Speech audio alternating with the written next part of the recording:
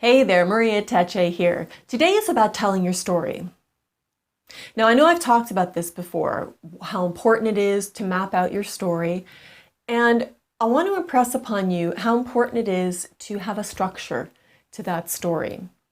Because remember, audiences love hearing stories. We are hardwired to love hearing stories. It's in our DNA.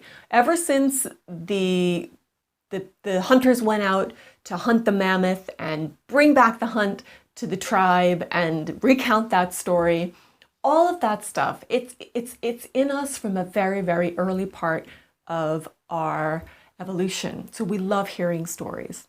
So remember, your story has a beginning and it has an end. And then it's got a middle part. And that middle part is the journey that you take between the beginning and the end. So remember, I did actually a little video there about how to start your pitch, an elevator pitch. So the start of your story is really important. It has to grab our attention.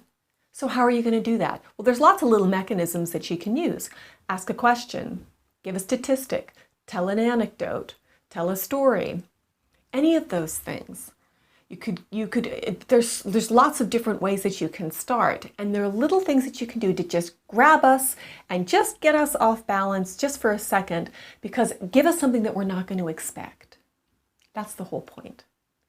When you start, grab our attention in some way that we're not going to expect. Audiences love that. Okay, then you've got your middle part.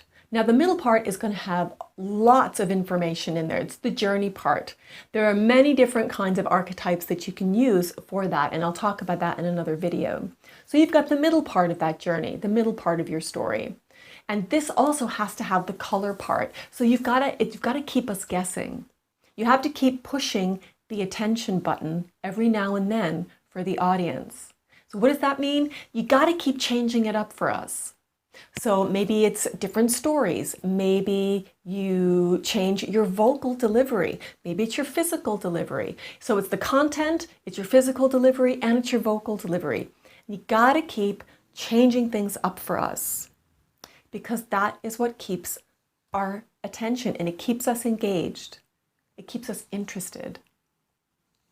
Then you've got your end. Now the end of your story is going to be the wrap up. So in conclusion, the moral of the story is, so what happened to me was, it's the part where we get that satisfaction of a nice tied up ending, which usually ties back up into the beginning of your story somehow.